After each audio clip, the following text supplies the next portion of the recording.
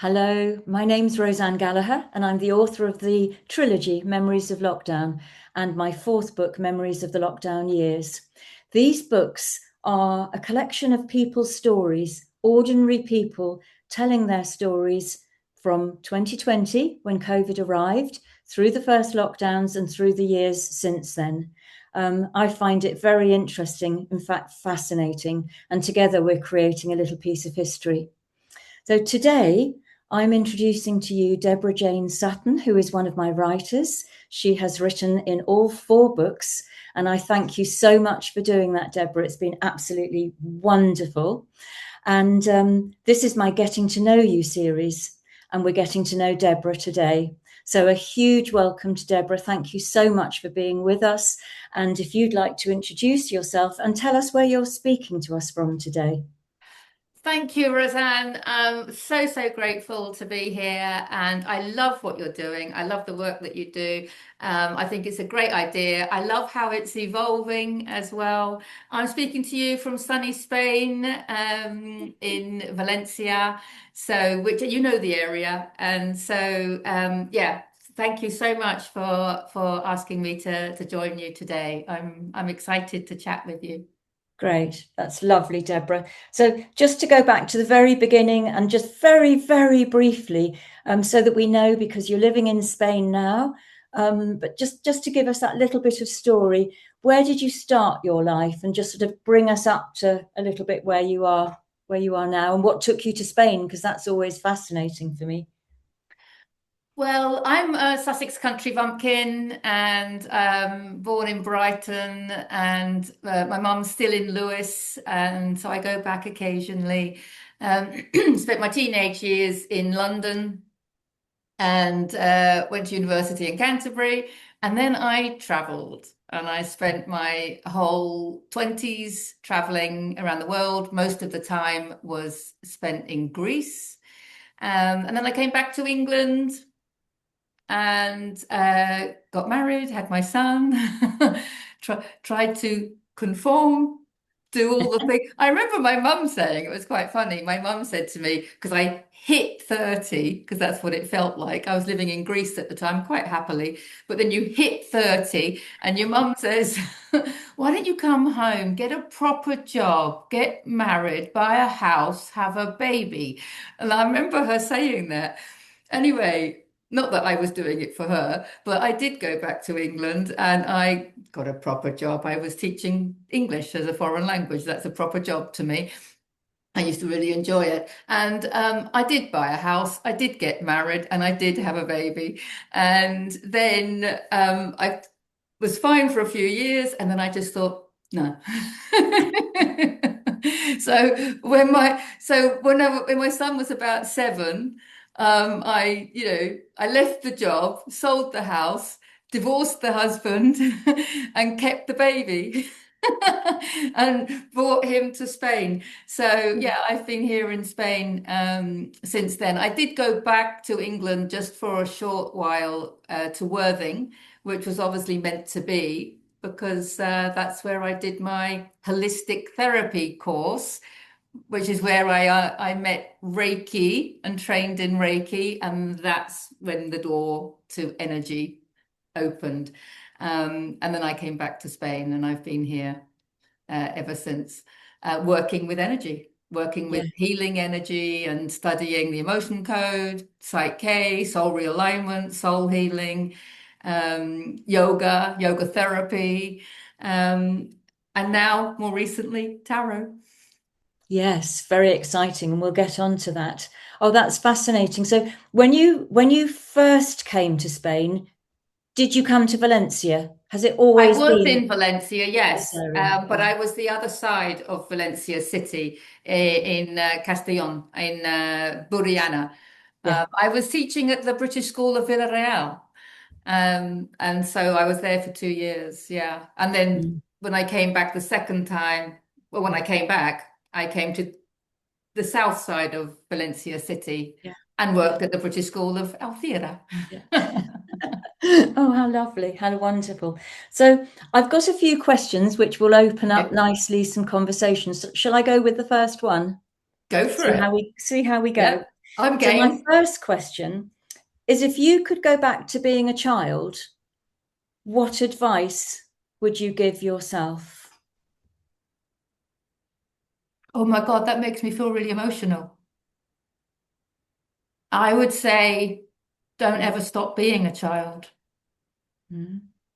I would say, keep doing cartwheels on the grass, keep picking the daisies, and most importantly, don't believe everything people tell you. Wow, that was funny that I felt like that.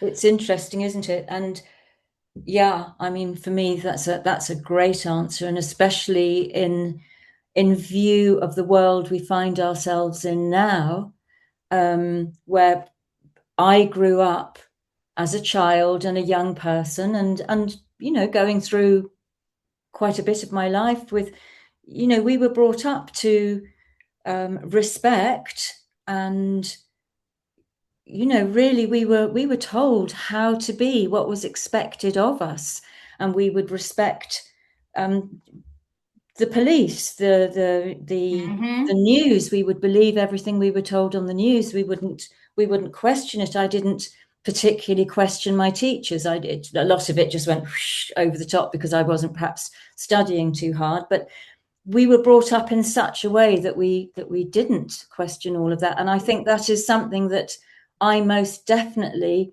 more now pass on to my grandchildren. Question everything. Just Not only that, what you're saying now, Roseanne, is really reminding me of something which I didn't realize how relevant it was at the time. But as a teenager, I can't remember exactly how old I was, but I was more than 14 and under 18. I was yes. at school and I had been caught in the local pub, right? Now, I knew the law, and the law said that if you were with an 18-year-old and you were not drinking alcohol, you were legally allowed in the bar. And but the school teachers used to use that bar and they didn't want the school kids. I can understand that. I've been a school teacher, but that's not the point. Anyway, the headmistress called me into her office. Yeah. And I remember walking into her office, and there were plenty of chairs in her office. And I went to sit on one, and she pointed at the floor and Oh. she made me sit on the floor. Now, this is a teenage girl that, in my mind, I was a good girl. I was being told to sit on the floor. That to me is unnecessary in any circumstance. But anyway, I did as I was told. And she told me that I had broken the law by going into this bar. And I'm very divine truth. Actually, my soul profile, I'm very dominant in divine truth. It's one of my strengths. But I think truth is so important to me, as it is for a lot of us, right? Which is why this is it's basically the underlying thing of all this great awakening, isn't it? Is truth. And she was punishing me for going into this bar. And I remember thinking, but it wasn't illegal. And before that, it wasn't a school rule either. So why was she treating me like some kind of criminal? And she was trying to tell me that it was illegal, and I was just being honest with her. I said, no, it isn't, because I was over 14, I wasn't drinking alcohol, I was with an 18-year-old, blah, blah. And she told me that I was insolent and I was rude. Yeah. And all I was doing was being truthful and honest. And Yeah. that experience, this headmistress that had that kind of power to make me sit on the floor and tell me I was wrong and breaking the law and lying when in fact I wasn't doing any of those things. Yes. Um, Yes. it just made me realize that to me epitomizes the energy that the old paradigm had us living under. Yes. And Yes. and that's what I'm not living under. I'm not there anymore, right? We're in the new paradigm, right? It's not a process, we're there. Absolutely. But that kind of thing, Yeah. that in her eyes, I was naughty, I was rude, I was a rebel, Yeah. and yet in my eyes, I was just honest and telling the truth. And now look at the Yes. world. Yes. And I think that's the word, truth. Mhm. Because I think that if we look back, from the earliest times when you weren't consciously thinking about things, truth was really important. And often we were told off as children, or indeed told to keep quiet as children, because we weren't saying what the adult or the person in charge wanted us to say. I mean, fortunately, I had wonderful parents, so I don't relate any of that to my parents, but I do relate it to school. And if at school you were told off, I can remember lots of instances of being told off. And yes, maybe I'd done this, that, or the other, but my truth was still intact. But if Yes. you said anything, then you were insolent, and they just went on and on. Anyway, it's very interesting, It's isn't it? carried on because I remember with a lot of friends, even if we were invited out, I don't know, for dinner or to parties and stuff, I had the number of friends and partners or whatever that I've had that have like said, don't ask personal questions. Mm. A number of times people say, you please don't ask personal questions. And I'm like, what is the point of going to dinner with someone and getting to know them or meeting new people and getting to know them? Why would you not, what would you call a personal question? It's like, I'm not going to ask questions that are going to make people feel uncomfortable, but surely that's what we're getting to know people. I think that's when I learned that I don't do small talk. No, no, It's like if I'm going to talk to somebody, let's get to the nitty-gritty. Who yeah. are they? Where does their authenticity lie? And what do we have in common? Why are we in each other's worlds? And what can we grow and learn from that? I mean, but to go to a party or something and be told by people, "Now don't ask any personal questions." What, should I just talk about the weather all day? I'm sorry. So interesting, isn't it? It's so interesting looking back. And I was listening to a chat you were having. No, it wasn't a chat. It was your Okay. June energy reading. And within it, you used the analogy of it. You were talking about families, and if you were the eldest Oh, child, yes. perhaps this was expected of you. If you were the middle one, if you were the youngest one, and one thing another, and then you came back to the middle one, and if you were the middle one, you were a bit of a rebel, and one thing and another, and it so rang true. Yes, middle one. It's absolutely fascinating, but I love it now at my stage of life, looking back over everything and actually being able to think to myself, oh boy, yes, God, I made lots of mistakes and this, that, and the other. Regrets? No, No. I don't regret There any of weren't them. mistakes, there were lessons, weren't So there? yeah, lessons. And Um, you can also see when you look back, because we created it all, I believe, from a soul level. We've planned it all, and we can tell that from the yeah, synchronicities. When you yeah, start having the synchronicities, it's quite obvious that there's an orchestration going on that our humans have no idea about. But one of the blessings, and I talk about it in my book, Lessons in Awakening, um, is about my two sisters, because I've got two. Oh, bless you. we'll come I've on got to two that. sisters. One of them is a born again Christian. All right. She's devout Christian, just follows the Bible. And the other one is an atheist, right? And she studied psychology and what have you. And she follows mainstream science and what have you. And then there's me in the middle. And you think at first I thought, oh, this is laughable. But then I realized, no, it's not laughable. It's co-created for my benefit, Yes, so that I can see the different perspectives. And then when we see the different perspectives, we don't need to judge them. But what they do is they help us self-realize, by seeing my sisters and their beliefs and how they live and what they, where their thoughts are coming from and stuff. And it helps me realize more about who I am because we learn about ourselves through similarity with other people, obviously.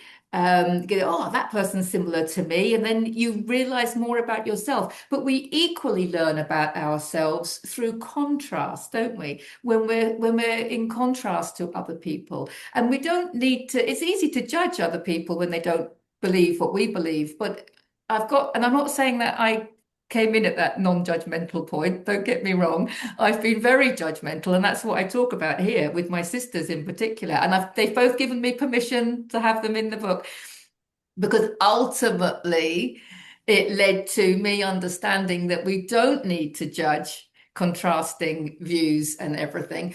And that while I was trying to tell them the truth, what I was really doing was consolidating it within the cells of my Yes. body.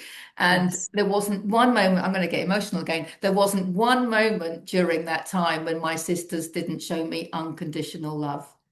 So in the end, I started off thinking that I was their teacher, and I ended up realizing, no, they were mine. Yeah. It's very powerful, isn't it? The other thing that I picked up on in when you were talking is how easy it is and how often it happens actually, and more these days I find, where you connect with a stranger. Well, that's one of the things I mentioned in that June reading, wasn't it? Because the tarot wisdom reading, because when you meet a stranger, it's quite easy. Especially with clients and people that are coming into our events that we're doing and stuff, because we can see the divinity within them, and we see that mirror of the parts of us that we identify with. But the question is, isn't it? When we see someone that we don't identify with, and the baggage that is carried through families. That's why I was talking about family members, because like I'm going home in a couple of weeks. I'm quite excited. I don't go back very often. But to them in their eyes, because to them in their eyes, I am always going to be a certain way. I'll always be the rebel, or I'll always be this, I'll always be that. But we equally have that baggage for them. I've got a whole, mind full of memories of my family members and friends from then, and I'm bringing that baggage into my relationships. We need to release all baggage, because it's the baggage that's making us judgmental, isn't it, really? And we need to give everybody the opportunity to be a clean slate, and to take everybody as they are now. Because the truth is, from a quantum perspective, everybody is a mirror of a part of us. And we want that opportunity, don't we? So, but I think it does explain why we can click so easily with strangers, and talk so readily with strangers. And yet with people that we've known a while, we're judging them, or we're carrying baggage from them. Yes. But I think that's the role that family members play on a Yes. soul level. Yes. Let's incarnate as a family so we can really help each other grow through Mm. similarity and through love, but equally through contrast and triggering. Yes. Yes. And that's not easy, is it? That's not easy. But I think, as the main thing you point out there is that as long as there is that love within the family, as long as there's the foundation of love, then you can, as you learn, start recognizing the things that trigger you, and without judgment, know that they're the lessons you need to learn. Or that's how I see it. Yeah, and definitely. and the baggage that we all carry within the families is so heavy, because often we're carrying it, it's not even ours, and we haven't even recognized it, and we don't even know we're carrying it, so it just goes on and on and on until we make that breakthrough. Yeah, It's interesting, exactly. isn't it? Yeah, that's one of the lessons in awakening. Absolutely. Shall we go on to question 2? Let me have a Go on little look then. here. um okay.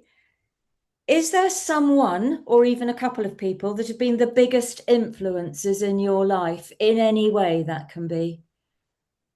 And you don't have to answer these. If I ask you something and you just think, we No, can go on. it's fine. It's fine. I don't know whether I'll answer it the way you want it answered. I don't know. I'll say what's coming to me, because it depends which way you want to look at things, right? But I've just said, haven't I, that everyone's a mirror to us. Everything outside, because there's nothing outside of us. From a quantum perspective, there's nothing outside of us. Mhm. So anyone that we're perceiving as being outside of us is a reflection of a part of us. Therefore, any influence that there's been in my life has to be me. Or at Yes. least my higher self. I would say my higher self, because we've talked about synchronicities as well. and it is all orchestrated. So the biggest influence in my life is the highest part of me, us, whatever, the oneness that is orchestrating it all, because that's the biggest influence. But to wind it back again, let's come back into the physical realm. Well, there are some obvious teachers like I would say, like the books I've read, I would say Dr. David Hawkins. His books have been very influential. Dolores Cannon, very influential. Bruce Lipton. And I was in Sarah Landon's masterclass for a couple of years. She channels beings called the Council, and that helped me a lot on my journey. Yeah. But you know what? Everybody's a teacher. Everybody's a teacher. I've already talked about my sisters. They taught me unconditional love, and that's the biggest lesson, right? And they were right there, you know. Yeah. And of Yes. course, I have to mention my son, of course. There's something about having a child that, well, maybe not everyone feels like this, but for me, he really, oh, I feel emotional saying this as well, but he really made me want to be the best version of me I could be in order to be the best mother I could be. And so I would say he's been a massive influence. And now that he's older, we're genuinely good friends as well as mother and son, which is a blessing. I'm really pleased about that. Um, I have to mention my husband because, he was obviously part of the journey. Yes. The freedom and security. I would say two of the things that people want in life most is freedom and security. And I feel I have that, and my husband has helped a lot with that. So I would say him. And you know what, as well, I want to mention as well. Oh, I will also mention Liz because I do mention her in the acknowledgements here because she's been my good friend and my mentor for, however long I've known her. So she's definitely been a teacher and an influence.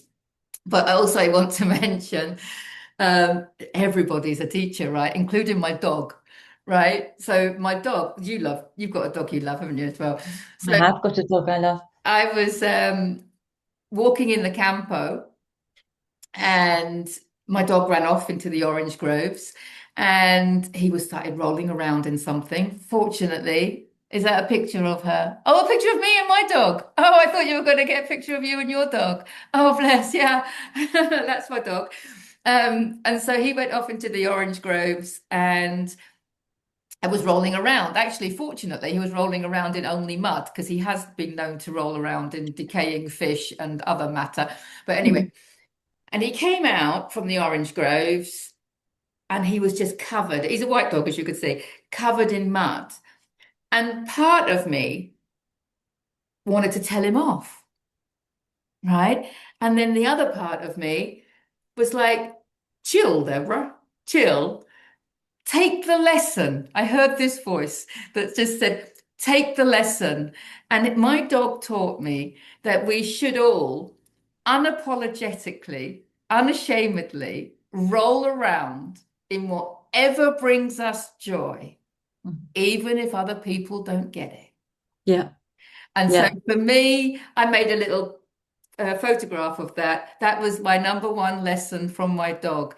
We need to unapologetically, unashamedly roll around in whatever brings us joy, Mm. even if other people don't get it. Mm. And I so, like as that. far as an influence, I would say everything, everything, Yes. everyone. Yes. And our dogs are, I agree with you, our dogs are wonderful teachers.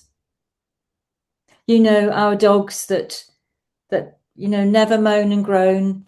They never get annoyed with us because we've left their food for an extra hour or we've forgotten this or we've forgotten that. And they show us unconditional love. They are wonderful teachers and they live in the now. They're not sitting around worrying about what's going to happen tomorrow. And that's, they're so happy, I guess, because of that, aren't they? They are wonderful teachers.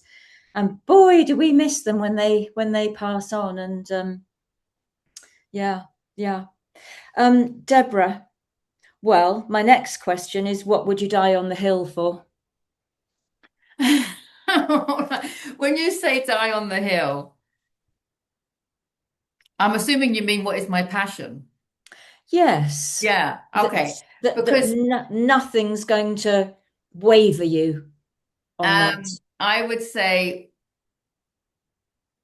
because if you say, when you say die, I think there's this phrase that we all need to die while we're still alive. Yeah. It's that we need to see that death is an illusion. So when you say die on the hill, my first thought is we can't die. We will transform We just from go this on. lifetime. Yeah. Um, but when the phrase is meant to mean, what is your biggest passion? I understand that. And I would say, and it's quite relevant for this Great Awakening, because this Great Awakening is really in two parts. And the first part, as we've already discussed, is waking up to what is really going on in the world with using that truth radar that we've already mentioned. Um, Yes. but I would say more important than that, I mean, seeing the darkness, I look at it from an energetic perspective. What that did was just helped us see the darkness. But the next part of the Great Awakening is what to do about it, because keep talking about the darkness, keep swimming in the murky water, as I call it. That's not helping anybody. It's just expanding the murky water. I want to swim up here where the water is clean and you can see the sun coming through, and everyone's happy and joyful and living in peace and harmony. So really, the Great Awakening is about how do we create that. And my biggest passion is helping people understand how we create our reality, and how, from a quantum perspective, we have co-created that darkness. We have to Yes. take responsibility Yes. for it, because, as Yes. Rumi says, you're not just a drop in the ocean, you're the Yeah. whole ocean in one drop. And meaning we're not just a human being in the universe, we're the whole universe in one human being. So that darkness is within us. And if that revolts us, if that disgusts us, then we've got work to do. And it is all about integrating that shadow, because when we can integrate our own shadow, we will see that reflected in the collective. And I think your books are a good sign of this, because you can see how everybody reacted to 2020 in a different way, yet there is a similar theme of waking up in some way or another, of seeing the truth and waking up, taking opportunities, taking leaps of faith. Basically, whether people are doing it consciously or not, people are Mm. expanding into more of who they are and aligning with their soul's blueprint, which is what it's all about. Because when we're in alignment with our blueprint and we're doing what the plan, our souls have a plan. When we follow that plan, life is not a struggle. Everything's easy. It's effortless. It's choiceless. It flows. It's just loving, and then we look back at our life thinking, oh my goodness, why weren't we taught this in school? We know why we weren't taught it in school. But the point is, we can swim out. And I'm not saying it's easy to swim out of that darkness. I'm not saying it is. That is our challenge, is to swim out of the murky water. And we might get pulled back various times, but we need to keep focused, on lightening. People, love and light. It's true. That energy that creates everything is love, right? And we are light, because we are the chakras are the rainbow. We are made of light bodies. The universe is it operates through mathematical equations and sound, and it is all energy and vibrations. I mean, that's what Nikola Tesla said. And so it is about tapping into that. It is about, we do need to lighten our bodies. And for me, the best way to do that is obviously to release the emotions. I mean, you know about that. You did the Heal Yourself to Happiness course. So to release emotional trauma, or release trapped emotional energy that isn't serving us, because it's low frequency.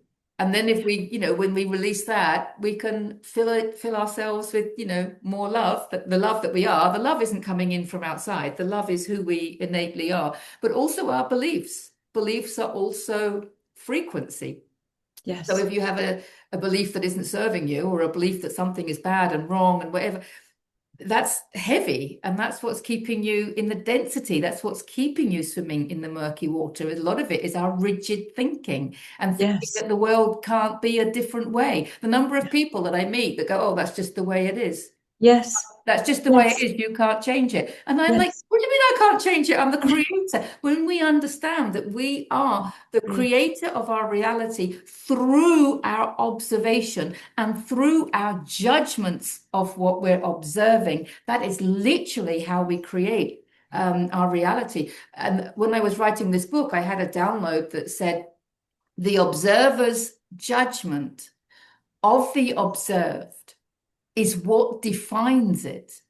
But we don't understand that we have this power. People keep saying, "Oh, you're the creator of your own reality," and then people believe, "Yes, this is because I work hard and therefore and I make money, and then with that money I do good. So I am the creator of my own reality, and I bought this house, and so I am." But that's not what we're talking about. We're talking about from a quantum perspective, from an energetic perspective, from a real perspective, a truth perspective. You're creating your reality through the judgments that you're putting on what you observe. It's the self-fulfilling prophecy. You observe something and you judge it a certain way. If you judge it negatively, you're putting yourself back in that murky water. Why would you do that? So Yeah. this is why not only thinking positively is so important, but seeing the good in people is so important. And then people will say, "Yeah, I can see the good in strangers." We talked about that. But we've got to see the good in also our family members. But then it's like, how do we see the good in the evil and stuff? It's about, let's not label it evil. Let's label it an absence of love. The darkness is just an absence of light. And us judging it negatively is taking away our own light. Why would you do that? Yeah. Why would you do that? And it's not about, we don't need to look in this direction and focus on it. People are so wrapped up in in the revenge or in the I've got to change the murky water. You can't change the murky water. That's the only thing you can change in life is you, your energy, your perception of things. So what I suggest is you just turn around and swim in that direction. And Mm. the direction to go in, as far as I'm concerned, is to follow your joy. People talk about following your heart. If you don't follow your heart, you're going to spend the rest of your life wishing you had. Following your heart and doing what you're good at, because everybody is good at something. Everybody has a desire. And the biggest thing that stops us is we cannot fathom with our limited human mind how we're going to support ourselves Mm. doing what we love. So we end up doing it as a hobby Mm. because we cannot see, because we think we've got to make X amount in order to live. And I'm a good example of this, because if you had told me 15 years ago that I would be supporting myself and living in abundance, I've got everything I want and everything I need in life, right? And I've been supporting myself through reading tarot. If you had told me that 15 years ago, I would have laughed in your face. I would have said, how? How is that? That's not possible. Mm. But it is possible. Yes. But we are so programmed. We are so programmed throughout our lives, or we have been. It won't be the same going forward now, because there will be different teachers and different things to teach and different ways to be and different ways to live, because that's what we want to create. But we have been so programmed to be limited, Yes. to be limited, which of course makes us, unless we step out of it, we stay on the hamster wheel. Mhm. Do we want another war? No, we don't want another war. Oh, but there've always been wars, as if that makes it Yeah. okay. Yeah, Um, exactly. Exactly. it's Yeah. it's so interesting, isn't it? It's a good example. I remember my mum saying many, many years ago when I Mm, was a student, and I was only a tiny bit overdrawn in the bank, right? Not a lot. And I used to work in my holidays to pay back any overdraft I'd accumulated. And the bank sent me a letter to say that I was overdrawn, which I already knew. And they charged me £30. to send me the letter to tell me. And I remember complaining about that to my mum, and she just went, "Oh, that's banks. That's what they do. Yeah. Can't change it." You Yeah. know, and I was like, if that's your attitude towards banks, I'm not surprised the banks are collapsing now. The banks need to collapse. I'm sorry, it's one of my things. But it's about, let's go back. I love going back to basics. I love the markets and, working in cash or exchanging. That's one of the things that I do. We were talking, yes, Yeah. this is a good segue, Roseanne. We were talking about my event in Glastonbury.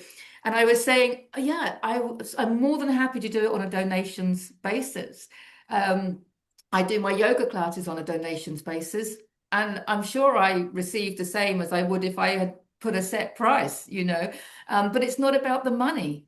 It's about doing what you love, sharing what you love, following your passion, and sharing it with others. It's this quote from Pablo Picasso. He said, "The meaning of life is to find your gift, but the purpose of life is to give it away." Yeah. And Wonderful. that's Yes. that's what I do, right? I'm not Yes. saying I give it always. I do charge clients on a one-to-one, but Yeah. Well, because we're still, living in the way that we're living, and we still have things that we do need yes, but that also energy there exchange. is this idea about people do need to invest in themselves. Yeah. I mean, we do need to invest in ourselves. I mean, I've invested so much in my own journey. And this is one of the other things, the number of people that would say, "Oh, I can't afford to go on that retreat," or "I can't afford to have a massage," or "I can't afford to give up the job that I hate." I'm like, you can't afford not to do these things if those things are going to raise your frequency, Mm. because the truth is, quantum truth, your reality is a vibrational match to your frequency, which means your future lies in your frequency and not in your bank account. And Yeah. that's really important to understand. So Yeah. if doing any of those things, leaving the job that you hate, going for some self-care treatment or whatever, buying yourself that new dress, if it's going to raise your frequency, you can't afford not to do it. Not to do That's the way it. I look at it. Yeah, absolutely. We have a whole new currency, a whole new Yes. currency coming in, Well, and that's yes, I actually I've said many times that that our consciousness, our level of consciousness is our new currency. Because when we understand how it all works, we know this. The universe will just bring you what you need, because the truth is there is no future and it's already here for you. It's mm, called destiny, but we need to just allow it to unfold. mm. So yeah, definitely. Yeah, The level of consciousness is our new currency. yeah, and just touching on that, how we've been programmed to feel limited and to act and live our lives in a limited way. Um, that's what we're turning around, and Well, there's it only is. us that can change it. It's only us that can do it, and it's so empowering, and it is so joyous Yeah. to feel it. Yeah. So Exactly. that. Life wasn't meant to be a struggle. I mean, when No. you're in that place, everything just falls into place. I'm not saying everything is, you know, um, always as I would prefer, but it's learning to navigate it with ease and peace in your heart, because understanding that it's just the human experience. And when you really understand that, how you judge it is how it's going to manifest. That makes you look for the silver lining. That makes you look for the gratitude. That makes you look for the divinity and the love within everything and everyone. And that's the changing point. That's life changing. That's life changing. Yes, it is. And how wonderful to be alive at this time of change. Definitely. We Wow, chose it, didn't we we? chose it. We just didn't know it. um, I think probably my questions, we're kind of answering them as we go along, because I've got the next questions. Can you remember a difficult experience in your life and what it taught you?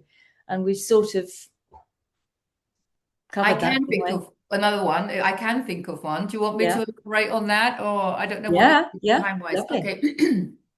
I mean, obviously there's been loads, but the one that comes to mind, um, which inspired the section in this book, that you are your higher self, and realizing that Deborah and Roseanne, as much as they are lovely and gorgeous and doing a grand job, they are limited, as you said. They are programmed. They're in human form, and they therefore have the human limitations. But we are so much more than Deborah and Roseanne. The way I look, and what taught me this was in 2021, I experienced some grief, right? The highest level of grief that I've had in my life so far. And of course, grief is something that affects all of us at one time or another. It's born out of love, of course. You cannot love, love and grief. Grief is love, but it is a powerful emotion that if we don't process it, can get stuck in us. And you see this, don't you? People that grieve, Yes. they never get over, and then they might get sick, or you hear about couples, one will die soon after the other, and stuff like that. But also you hear about a lot of people where they have grown through grief. Grief is the springboard to enlightenment, because their heart is in so many pieces. But once your heart is in so many pieces, your heart's open. And that was a beautiful way to look at it. And Deborah, in her physical form, and this is when I started referring to Deborah in the third person, because Deborah, in her physical form, was experiencing so much grief. And I remember exactly where I was. And I was in a kitchen, and it was like a wave of energy. I needed to get it out. I needed to cry it out, but I was trying to hold everything together. Right. I think we could all relate to that. Yes. And in the end, I knew I couldn't hold it in any longer. And so I fell to my knees and I cried like a baby. And at that moment, I realized that I was looking at Deborah from above. And I could see her collapsed on the kitchen floor, crying her little heart out. And I realized that I was not Deborah. I realized that I am a multidimensional being of love. And I was able in that moment to hold space for Deborah and allow her to express this emotion and process it like I would a child. Yeah. And my perception of Deborah was exactly like a child, It was like, here's a child, she needs to cry it out, as if like if you've got a little 4-year-old needing to cry, you would hold space for them. You would let them know that they were safe, let them know that they're loved, and let them process that emotion. I mean, good parenting, I guess, would do this. A lot of us were told, don't cry. And that's why we have all this suppressed anxiety and sadness and anger and everything. And that's why the world is as it is. That's another perspective, I guess. But I just remember that moment where I realized that I needed to look after Deborah as if she was my child. Yes. And Yes. everything changed after that, because I used to give her a hard time. I might sort of like beat myself up, sort of don't do that. Or I used to criticize myself, Deborah would criticize herself and do what have you. All of that went out the window. And I just realized that we need to process these emotions. We need to feel loved, secure, and we need to honor that. And the other thing, if you do need to process an emotion like that, and you can feel it building up, and often we avoid it coming out because we think it's some kind of monster in us. It isn't. It's a child that just wants to cry. When we allow that and hold space for that, that distances us a little bit, and it actually lessens the intensity of the emotions. So I processed a lot of that grief in that moment purely by realizing that I was more, and I was the love that Deborah needed at that time in order to be who Deborah needed to be in that time. Beautiful. Mm. Yeah. And again, that makes me reflect on the fact that, talking about how throughout our lives we're programmed to this and we're programmed to that, and we are programmed. I think particularly as women, we are programmed to be the good sister, the good daughter, the good mother, and certainly by the time it comes to being the good mother, you're putting yourself at the bottom of the pile. Everything else and everyone else definitely comes before you. And we get very practiced in that. Yeah.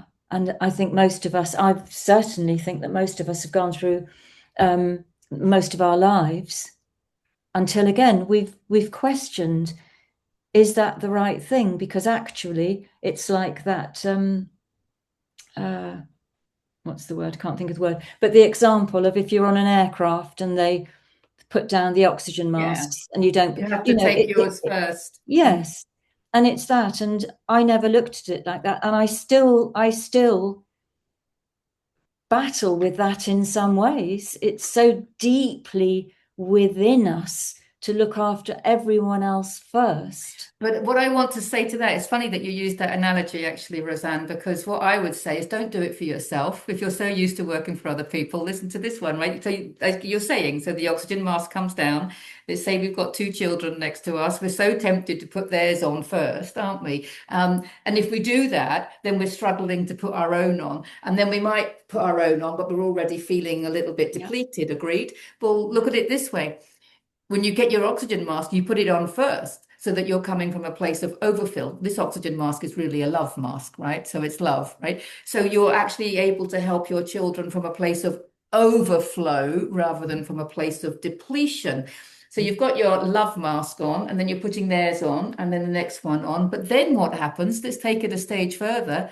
You're now feeling so good because you've got your love mask on and you've had it on securely for the whole time. You've helped your own children. There's a whole plane there, and you're Yes. coming from a place of overflow.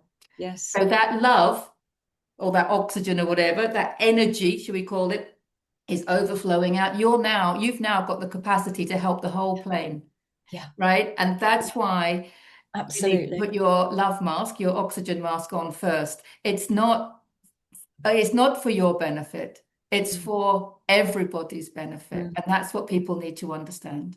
Yeah, that's lovely. Yeah, absolutely. Absolutely.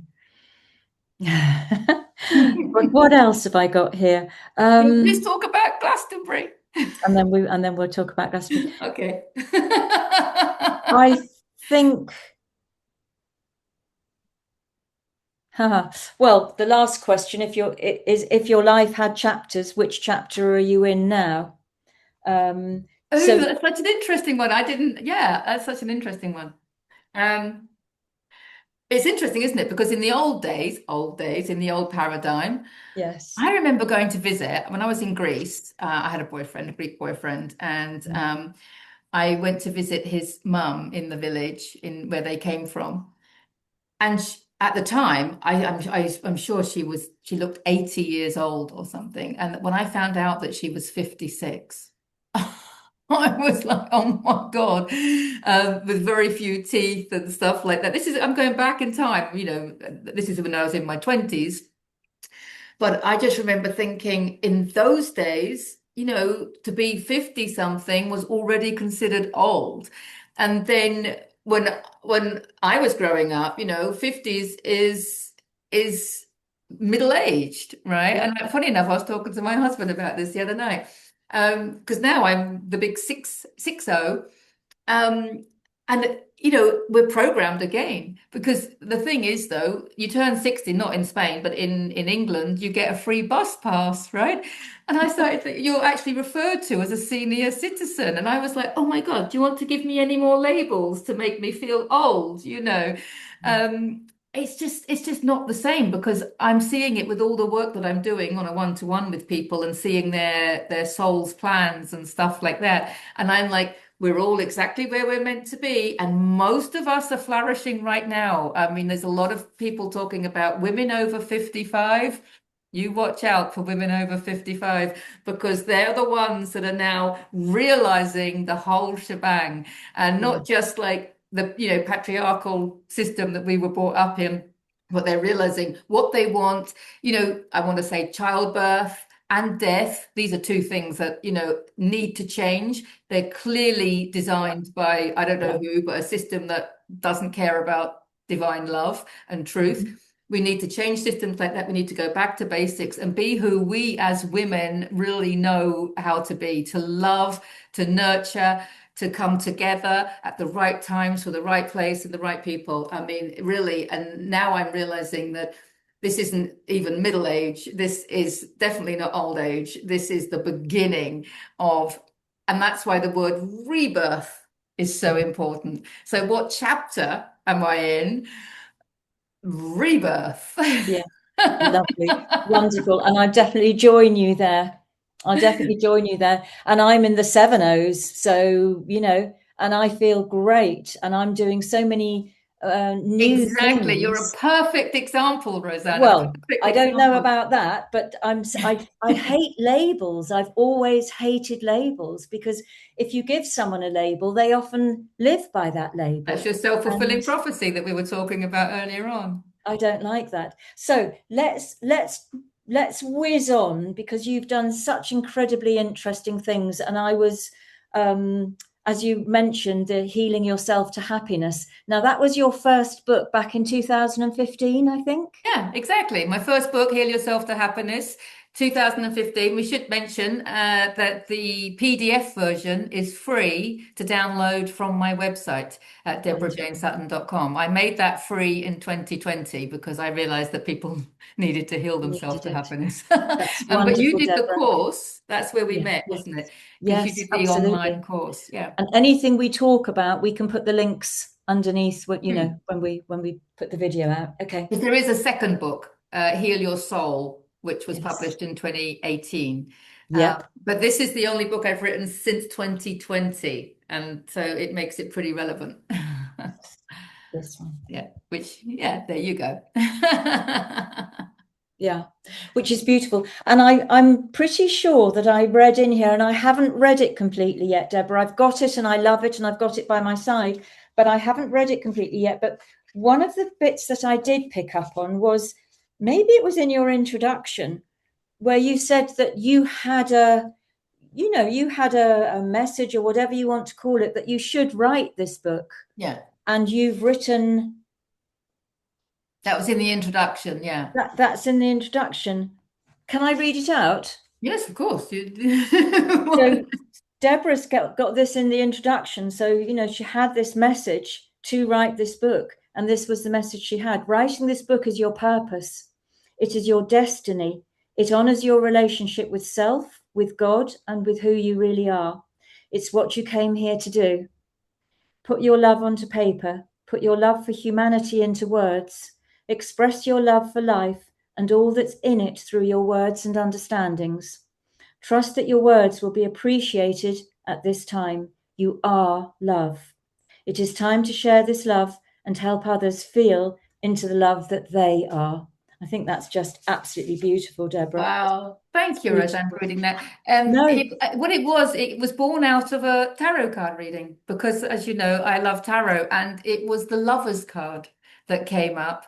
And it was the love. I said to you before, didn't I? That the cards talked to me, and that was what the Lover's card said to me. yeah, beautiful, beautiful. Look at that lovely cover. It's just so gorgeous. There we are. It's absolutely lovely.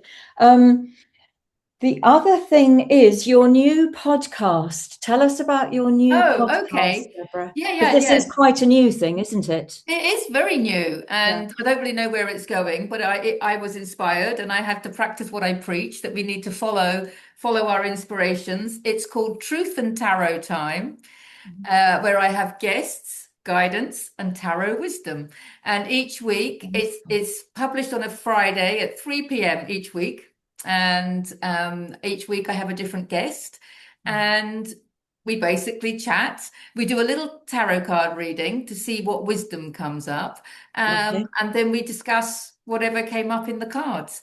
And of course, Wonderful. we also, people don't have to be a tarot card reader to be a guest, but a lot of my guests are tarot card readers. So we Yeah. kind of do it together. But they then go on and we talk about whatever wisdom comes up, whatever guidance comes through. And then we talk about whatever they've got going. I mean, the one I did the other week was a EFT tapping practitioner. So we did a little bit of tapping. The one that came out this week, she's written a book. And so if they've written a book, obviously we'll talk about their book or their journey, what they do, or their healing modality or whatever. It's unscripted. I don't prepare for it. We just go in and do it. And the little jingle that I put beforehand, I was quite pleased about that.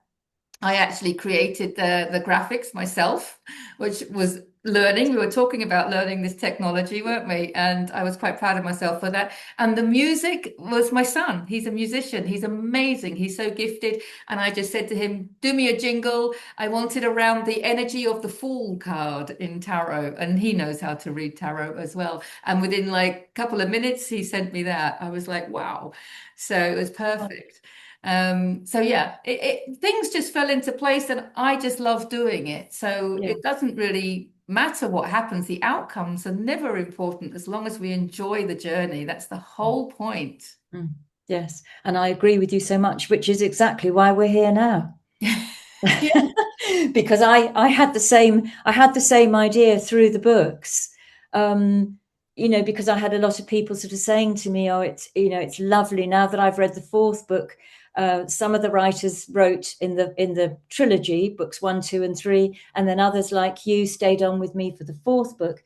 And I had readers saying to me, oh, I'm really feeling as though I'm getting to know the writers. I've been reading their stories since 2020. And it just made me think, oh, actually, we could go one step further. And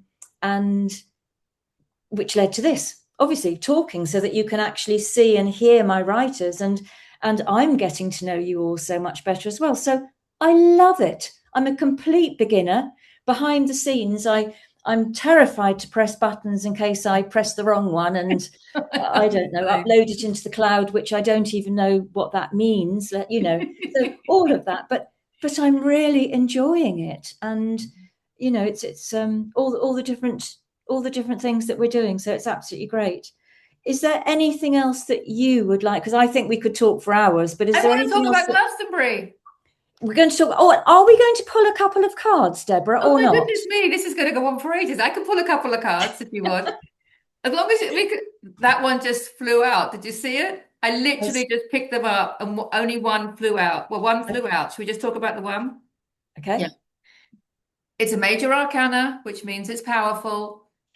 It's the Hanged Man, which I know it doesn't look good if you're not into tarot, but trust me, there's your tea of tarot truth. The rays around his head show spiritual guidance. And the fact that he's hanging upside down. Okay, so it's interesting. When you're upside down, you see things from a different perspective. And Yes. this is about what did we say in the very beginning? Don't believe everything you're told. Be critical in your thinking and see things from a different perspective. And I want to say a more loving perspective, not an angrier one, not a I'm right, you're wrong, a more self-loving, because when we judge another person, that doesn't feel good inside. Forget the other person, they don't really exist. They're a reflection, a projection of something inside you for you to learn and grow from, right? So when you judge it, it puts you in a state of contraction. And like we said, it takes you back to the murky water. It doesn't feel good. It's not self-loving. Judging people favorably, or at least neutrally, Yes. Yeah. that feels better inside. When you look at somebody and you think a positive thought about them, it makes you expand, doesn't it? When you can see the love in them, it makes you expand. That's you. That's you expanding. We cannot expand in a state of contraction. So we need to stop judging the outside world. Not because the outside world isn't, not because the outside world has changed, but because we want to live in a state of expansion. We want to live our life, be the change that you want to see. We want to feel that expansive feeling of love inside. And that comes when we stop judging. And when we do that, the outside will reflect back to us that neutrality, that peace, that love, or whatever it may be. And the other message with this card is don't force action. If things are a struggle and you have to force it and plan it, I mean, you know what they say, nothing makes God laugh louder than a human with a plan. Because your soul has a plan, and if you try and go against it, your life is going to be a struggle. And people say, well, maybe I don't want to do what my soul wants me to do. Trust me, you do, because whatever your soul came here to do is what's going to bring you the most joy and the most prosperity, the most abundance, and the most love into your life. And so the message with this card is he's don't force action, but it doesn't mean you don't do anything. It means that this is solitude, stillness, and silence, right? Silence and stillness. Go to that place of solitude, silence, and stillness without thinking that you've got to keep doing something. Stop looking at the watch, put all the devices down, just stay there. Why can you not stay there longer? It's good practice to just stay there as long as you can, but we keep thinking we've got to do something. But the truth is, when you tap into that stillness, if there is something divine for you to do, if there's divine action coming through for you to do, it will come through you and you will not have a choice. Your body will just do it. It will be effortless, it will be joyful, and it will have the most beautiful outcome for you. But you need to trust in all of that. So this card is basically saying solitude, silence, stillness, trust the process, and any action that you need to take will be effortless and joyful. Yeah. And it will come through you as opposed to pushing energy from you. That depletes us. When it comes through you, it lifts us. Absolutely. And often I think, just to add that, I think that there are moments when we've been trying to force a situation because we've believed that it's the right situation. And in the moment we let it go, we just, whatever you want to say, accept or surrender, or we let it go and we trust the outcome. That's the moment it comes. Exactly, because the thing is, what you resist persists. When you're in a state of resistance, what you're getting annoyed about is going to carry on. You have to let go. That's why let go, surrender, all these things that you've just said, they are what I call spiritual lessons in life, but there's also quantum science behind them all. Yeah. And so that's exactly what it's about. Exactly. Yeah. And it's a bit like, and I'm going to keep saying it, but the Glastonbury event that we haven't talked about yet, but we're going to, Yes. that's fallen into place. We just connected, boom, the venue, you rang them, date, free. Yeah. I'm coming to England. I'm coming to Glastonbury. I have never been to Glastonbury in my life. I am so excited. And we're going to be doing an event. Yeah. So just tell us briefly why you're coming to England. Are you coming for something specific? The main reason I'm coming to England is to see my boy, because my boy moved back to England 2 years ago to look after his father, who isn't well, sending lots of love. But while I'm in England, of course, I will see all of my family and my old school friends or my old friends from babyhood. And a friend of mine is doing a retreat in Glastonbury. And I was like, Wonderful. I'm worth that. So I'm going to Glastonbury to do a weekend retreat. But also, I'm coming to Glastonbury to meet you because we have not met in person. And that is going to be a hug. That is going to be precious. That's going to be a beautiful hug. And so we've just arranged something for Sunday, the 5th of July. We have In Sunday the 5th of Avalon July. Club in the High Street of Glastonbury, 7 p.m. to 9 p.m. An evening of tarot wisdom, a reading of the present energies and how we can navigate them on a collective level, but also open to Q&A and personal questions afterwards. Wonderful. Through the cards. So wonderful. if you're in the Glastonbury area and you have some questions, come along. Yeah. And I'll be putting all the details below. I'll be putting all the details out.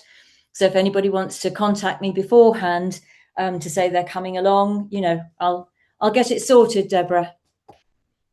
That's what I call co-creation. Yeah. Wonderful, wonderful, wonderful. And it's very soon. It's very soon. I know. I'm very excited. Oh, is that a good moment for us to say goodbye? I think it's perfect.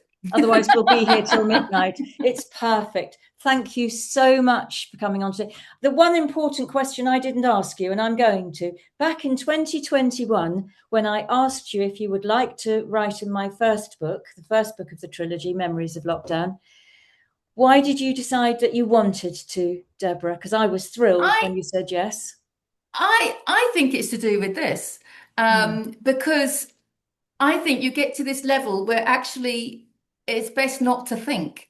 Because very often, as you've talked about the programming, often our first thought would be, well, why do it? How am I going to benefit? Is it going to cost me time or effort? Or why are we going to think? Or we might think positively and say, oh, I'm going to do that because she's my friend and I want to help her and whatever. They're all stories. Let's get rid of the stories and go with the flow. And the truth is, I don't remember. And No. it was like, if someone says something to me, you planted the seed about the Glastonbury event. You planted that seed. And it was just, I was like, then I felt the excitement. So you obviously said to me in 21, did I want to contribute? And obviously my heart went Yep. into a state of expansion, yes, please. And you've got to Wonderful. follow that expansion. Wonderful. That's the And way that's forward, what isn't that it? first book looked like. And then it went Exactly. on to 2 and 3. And then the book I published this year, Memories of the Lockdown Years, there Well it is. done. So Well thank you done. so much for being part of it, Amazing. Deborah. It's been absolutely Amazing. wonderful. Thank you so much. Thank And you. I will put any and all links of things that we've talked about. Deborah and I will sort it all out. We'll put all the links below. And thank you We'll all go so from there. And much I'm going to for, see you very soon. yes, thank you for Thank listening. you, We hope you've Roseanne. Thank you for enjoyed all it. the work that you're doing. Thank you for being my friend. I'm looking forward to seeing you soon. And thank you to anyone that's watching. Yeah, absolutely. Thank you. Thank you.